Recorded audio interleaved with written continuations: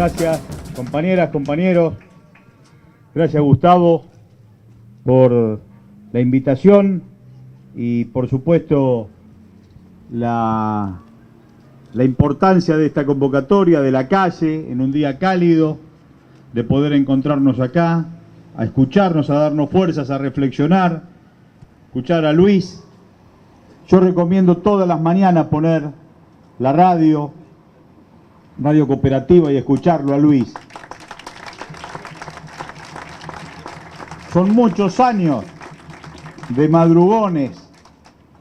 Es muy lindo escuchar radio y muy lindo hacerlo, pero a esa hora de la mañana es más lindo escucharlo que ir a hacerlo, porque uno termina tarde. Sin embargo, la militancia, con la capacidad, la profundidad, la reflexión, hacen que Luis y Leo todos los días estén desentrañando la información que surge de las tapas de los diarios del monopolio, para poner una palabra que sirve para encontrarle la punta al ovillo, para verle la pata a la sota, para poder hablar arriba del cronista de la tele, hablar arriba de la señora de los almuerzos y decir es mentira, no es eso, porque ya los muchachos desde tempranito nos van poniendo los ejes por donde nosotros tenemos que transitar.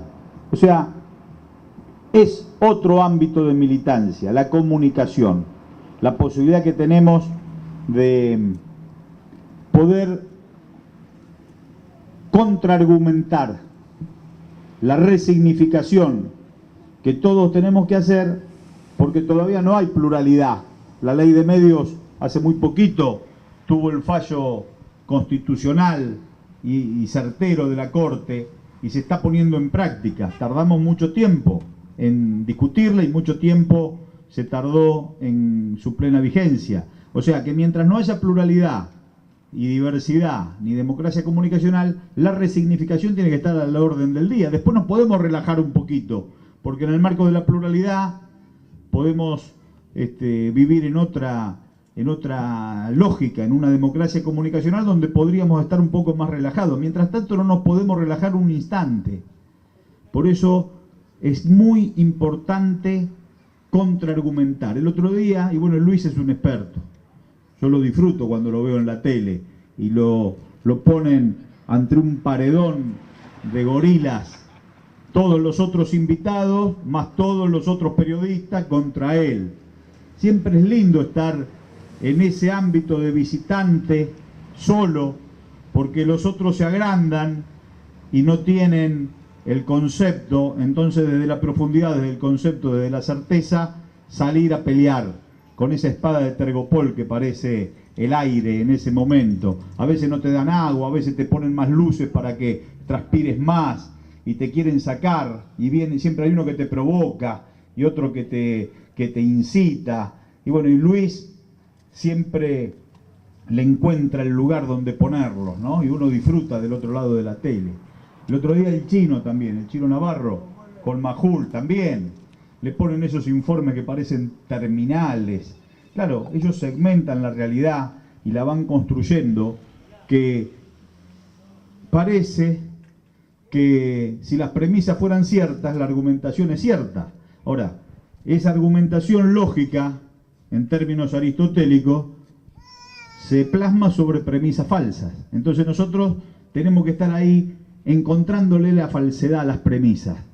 Y de premisa falsa no hay un argumento lógico, hay un argumento falso.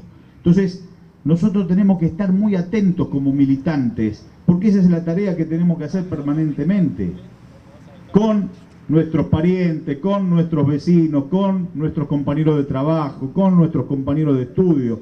Tenemos que hacer esa prédica permanente, discutir, sacar el tema, no callarnos cuando escuchamos una conversación, un desprecio, un argumento en contra, porque la operación está en marcha.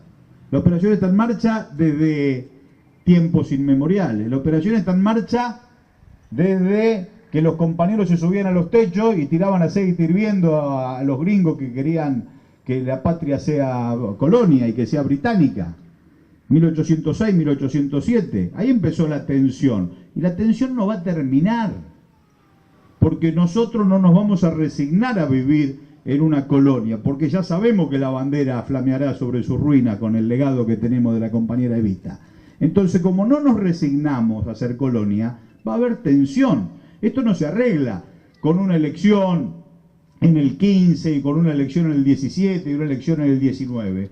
Por supuesto que la batalla electoral la damos y la vamos a ganar en términos de la democracia, pero no se arregla el conflicto con una elección, porque las operaciones de la Argentina para 10 familias van a seguir descalificando, como bien historiaba Luis recién. Dijeron lo que dijeron de Perón, dijeron lo que dijeron de Evita, y dijeron lo que dijeron de Carrillo, de Jaureche, de Scalabrini, de Hernández Arregui, de Discépolo, que murió de tristeza. Hay algo más tierno que Enrique Santos Discépolo, que no pudo tolerar el desprecio y el escupitajo al suelo, diciéndole que era una porquería porque se había comprometido con Perón y con Evita en las elecciones del 51. Perón le agradece. Ganamos por la mujer y por Enrique Santos Discépolo y Mordisquito. Y los gorilas no se lo perdonaron.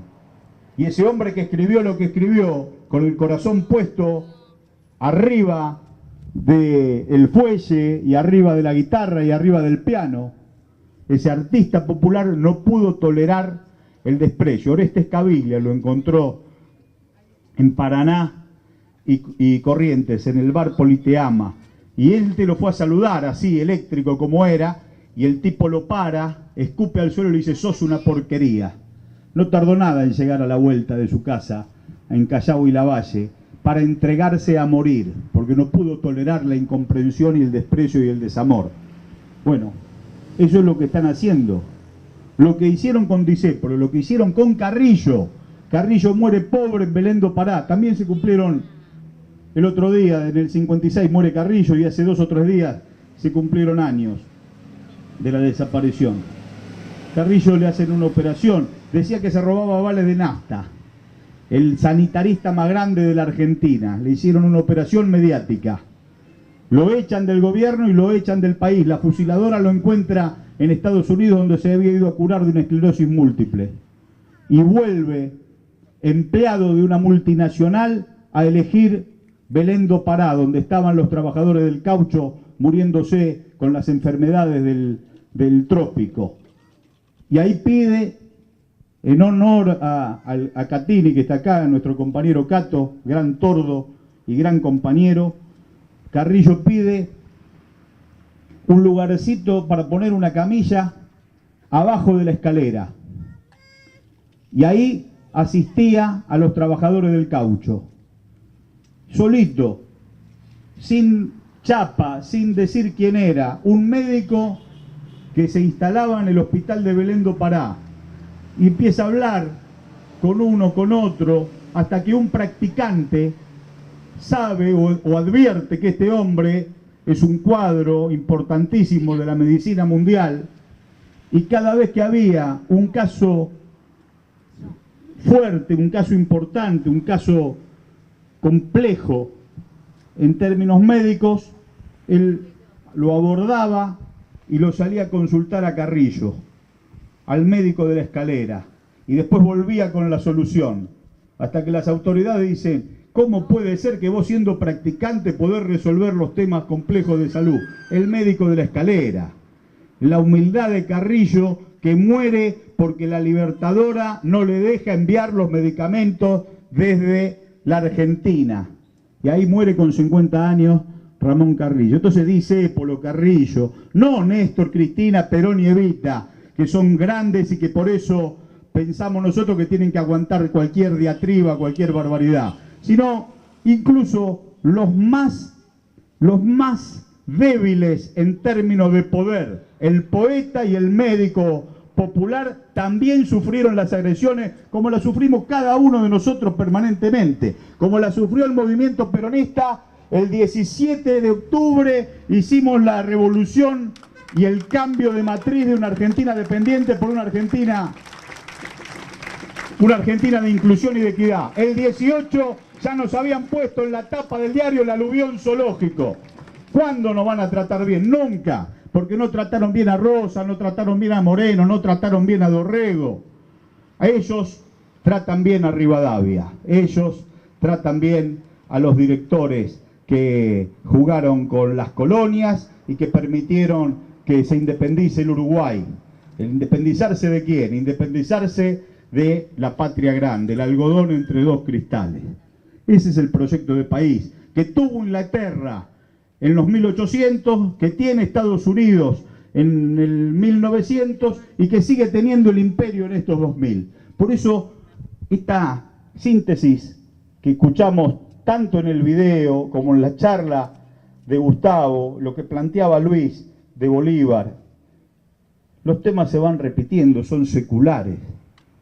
Este armado de patria grande, de países que tienen presidentes que se parecen a sus pueblos, nos dan la oportunidad de que en estos 10 años, de un mundo que se desguaza, que anda a los tumbos, como aquellos tangos de Cadícamo, que planteaba que el mundo anda a los tumbos, bueno, esto también anda a los tumbos como después del crack del 29, y que el capitalismo se desgrana. América Latina tuvo un horizonte propio de crecimiento. Y a ese orden económico que el mundo empieza a advertir, también se le aporta un nuevo orden filosófico que tiene mucho que ver con esa tercera posición que planteaba el general Perón y que hoy lo está predicando en el Vaticano este Papa criollo, que era impensado que nosotros tuviéramos la oportunidad de poner una voz filosófica en un ámbito que siempre fue funcional al sistema neoliberal. Y que ahora, también en esa grieta que se ha generado en el ámbito eclesiástico, llega un papa criollo y empieza a ponerle los puntos al imperio, parando una guerra en Siria con el auxilio del presidente de Sudáfrica, el presidente de Rusia y nuestra presidenta Cristina, jugando en línea, mirándose y entendiéndose de qué se trata. Por eso América Latina hoy es tan importante. El mundo que se cae, lo vemos en la tele, en Grecia, en Chipre, en Portugal, en España, en Italia, en Francia, esa Europa que tiene Alemania de la industria de precisión, prestándole guita al resto de los países periféricos europeos que ahora la quiere cobrar. Vivieron esos 10 años en el 1 a 1 nuestro, pero sin industria, sin nuevos puestos de trabajo, generando entonces un gran conflicto, por eso se desgrana el capitalismo, y nosotros sosteniendo un proyecto de integración y de puestos de trabajo y de valor agregado a la producción primaria y de formación de los ciudadanos para involucrarse en el aparato productivo. Eso es lo que tiene que destruir el imperio. Y eso es lo que tenemos que consolidar nosotros. O las oposiciones a nuestros proyectos políticos no son la otra cara del ALCA que viene con la Alianza del Pacífico a tratar de imponer lo que Bush no pudo, porque estuvo Néstor, porque estuvo Lula, porque estuvo Chávez diciéndole que no en Mar del Plata, y un pueblo movilizado con Luis y los movimientos sociales haciendo la contracumbre. Que la contracumbre fue la cumbre, porque ese discurso del estadio de Mar del Plata fue el mismo que esgrimieron los presidentes latinoamericanos en el lugar donde tenían que defenderse. Con esa mirada torva que Néstor le pone a Bush, midiéndolo como miden los criollos, como midió Luisito al gorila que lo provocó fuera de cámara durante tiempo, esa mirada torva que tiene que ver con defender los intereses de acá. Hasta que llegó Néstor, los presidentes se chocaban en la puerta de la embajada a ver si eran aceptados. Querían hacer buena letra. Decía el teorema de Baglini que cuanto más lejos del poder, ahí vuelvo a Luis, confundía el gobierno con poder. Se pensaban los radicales de los 80, o este radical de los 80, que después tuvo que ver con el radicalismo del 2000, pensaba que llegar a un lugar de gobierno era llegar a un lugar de poder. Ya estaba confundido, pero aún aceptándole esa confusión, decía que cuanto más lejos del poder, más tonterías se dicen. Porque una vez que llegás al gobierno, tenés que cambiar tu filosofía militante para ayornarte a ese discurso que el poder tolera. Por eso, aún Alfonsín, retobándose en los primeros meses de su gobierno, después no tuvo ni el peso específico, ni la convicción, ni la posibilidad en una democracia nueva de salir a confrontar. Y por suerte, aún cuando nosotros en ese tiempo histórico no lo entendíamos, privilegió la institucionalidad. Y hoy se lo estamos agradecidos. Quizás no tenía la fuerza para poder doblegar al sistema, pero sí aportarle la institucionalidad que Néstor, por supuesto, recupera a partir de ese esfuerzo de Alfonsín y le pone la justicia social. Y hoy tenemos democracia, institucionalidad y cambio y transformación y compromiso y jóvenes en la calle que vuelven a encontrar un lugar en donde depositar sus sueños, su voluntad de cambio, su vocación de transformación, su utopía hecha realidad, que es la utopía como la entendemos los peronistas, por fuera de los libros de la universidad que decían que la utopía era una idea que nunca se alcanza. Nosotros no hay idea que no se pueda alcanzar porque la cazamos como mariposa, la bajamos como realidad efectiva en los términos de nuestra marcha y volvemos a lanzar la mariposa que nunca se alcanza en términos dicepolianos para volver a tener el desafío de bajarla a tierra. Y son muchos los desafíos que faltan, son muchísimos, pero este es el camino. Nosotros no decimos que hicimos todo bien y que hay cosas que hicimos mal, hay cosas que no hicimos y hay cosas que se podrían haber hecho mejor, pero este es el camino.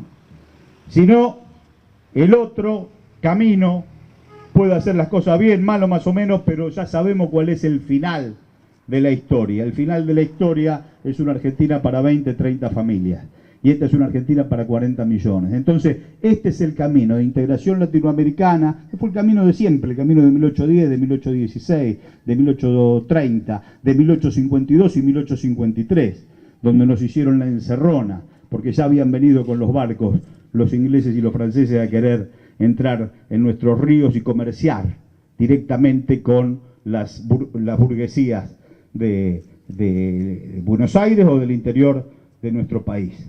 Y nosotros queremos una Argentina industrial, como le hicieron los yanquis lo resolvieron. Cuando el norte industrial le gana al sur algodonero, no resuelven la coyuntura por 4 años de Abraham Lincoln, sino que lo resuelven para toda la historia norteamericana. Y nosotros queremos una Argentina industrial de pleno empleo, de trabajo, de producción, para el resto de la vida de nuestra patria. Esa es el verdadero dilema de la Argentina agroexportadora de 1880 en adelante. Y no, ya está, ya ese error lo cometimos. Ya después de cometer ese error lo volvimos a cometer reiteradas veces, porque como nos querían borrar la historia, después nos daban la misma receta. La receta de 1880 fue la receta del 30 y del 35, y después fue la receta de Patrón Costa, que no pudo aplicarse porque llegó el coronel que en trabajo pagaba horas extras en el 43, y después fue la receta de Presbich y el retorno al coloniaje del 55, y después de la traición de Frondizi fue la misma receta, y después Onganía intentó un poco a veces en el vivir con lo nuestro, pero después volvieron a Krieger-Bacena y volvieron a los economistas neoliberales que tuvieron su gloria el 2 de abril del 76, cuando ese manifiesto de Martínez Dios nos embretó para el resto del tiempo. Y que después en democracia ese paradigma neoliberal no se pudo superar porque vino Cavallo a terminar lo que Martínez Dios, Videla, Macera, Agosti, las bayonetas y la desaparición y la muerte y la tortura no habían podido concluir. Y en la traición de los 90 y en la nada del helicóptero, ahí estuvo Domingo Cavallo con la complicidad de Menem y de la Rúa y de Duhalde para embretarnos en las políticas neoliberales, que llegaron hasta Néstor. Y Néstor pudo cambiar el paradigma. Por eso volvemos a recuperar lo mejor de la historia, la segunda década ganada. Esa segunda década ganada no puede terminar en una década. Tiene que seguir hasta el final de los días de nuestra patria, como la democracia, hasta el final de los días de nuestra patria. Eso es lo más importante que tenemos. La conciencia, la organización. En las alforjas estamos repletos de episodios trascendentes, heroicos, nobles, también de esos errores aprendemos. Me gusta repetir lo que le escuché al Pepe Mujica cuando planteaba que el gobernante tiene que cometer errores nuevos, porque si comete errores viejos no son errores, son giladas, y nosotros no podemos dejar de revisar la historia, no podemos dejar de integrarnos en América Latina, no podemos dejar de escuchar al Papa cuando predica no solo una reforma en la Iglesia, sino cuando predica un cambio en el orden internacional, ese orden internacional que fue bipolar, que cuando fue unipolar y cayó el muro, le duró lo que nada en una mano a Bush, que parecía el emperador del mundo, y hoy empieza un mundo múltiple polar, de muchas posibilidades, donde la Argentina necesita interactuar con China, con Rusia, con Irán, con India, con nuestro bloque continental, con los países de África, para reconvertir nuestro transporte y para reconvertir nuestra matriz energética, que es lo que nos va a permitir seguir desarrollando el pleno empleo y la Argentina industrial. Hay dos ejes que todavía no han sido reconvertidos: el transporte, que nuestro gobierno ya lo está abordando, y la matriz energética. Hoy 35.000 y monedas de megavatios en el consumo de la Argentina, el récord, que la red a veces no lo soporta porque la energía se va generando. Tenemos Atucha 2. Atucha 2 va a poner en marzo 745 megavatios a la red interconectada nacional. Ahora está probando con unos pocos vatios, pero ya tenemos la segunda central nuclear, que la pensó Perón y puso la piedra fundamental después de terminar la primera, y que, como todo en nuestro país, lo empezó Perón y lo siguió Néstor, porque hubo 40 años de historia que parecieron un puente que terminaba en la nada, hasta que vino otro criollo a recuperar lo que inició aquel viejo sabio pensador, nuestro líder. Entonces esa Atucha 2 la inició Néstor en el 2008, ya está para poner en valor. Y ya viene el Atucha 3. Viene un compañero en bicicleta, el capo de la central, se trae una barra de uranio y ahí le pone el combustible para mover esos motores, esas turbinas que cuidaron los laburantes del óxido durante 13 años que parecía que no iba a haber Atucha, porque, claro, no necesitábamos energía en un país que no tenía industria, como no necesitábamos transporte en un país que teníamos 50% de pobreza y casi 30% de desocupación. Entonces los laburantes patriotas cuidando del óxido las piezas que después fueron el reactor y que fueron las turbinas. Y la Escuela Técnica de Lima, durante esos 13, 14 años, en vez de formar matriceros, torneros, soldadores, criaba conejos, porque no había posibilidad de tener industria en el país. Y hoy, en la Alianza del Pacífico y en la oposición que abreva en ese continente, están los funcionarios, no como Luis y como Gustavo, que aquí en los años del cafierismo, en esa esperanza que nos dio la renovación del peronismo por aquel tiempo, cuidaban la escuela técnica y la escuela pública, y por supuesto tenían esos sueños que hoy se pueden poner en práctica, sino que otros funcionarios en educación eliminaban las escuelas técnicas. Fueron el mismo funcionario que en enero y febrero del 2010 no quería pagar la deuda que habían contraído esos neoliberales con la reserva que había acumulado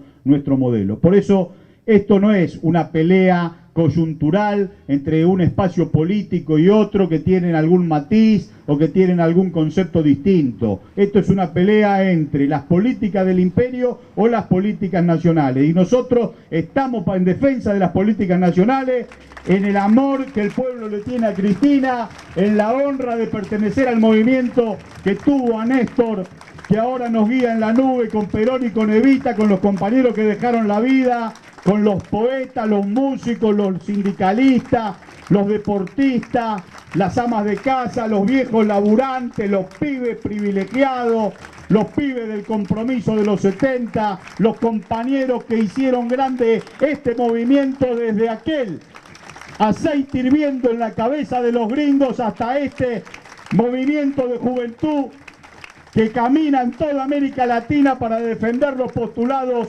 de un mundo para todos. Ahí nos enrolamos nosotros como militantes y ahí vamos a estar, como hoy aquí en esta calle 13, en la ancha avenida de la patria, de la liberación nacional y la defensa de nuestro proyecto. Gracias, compañero Gabriel Mariotto. Gracias, Luis Delía.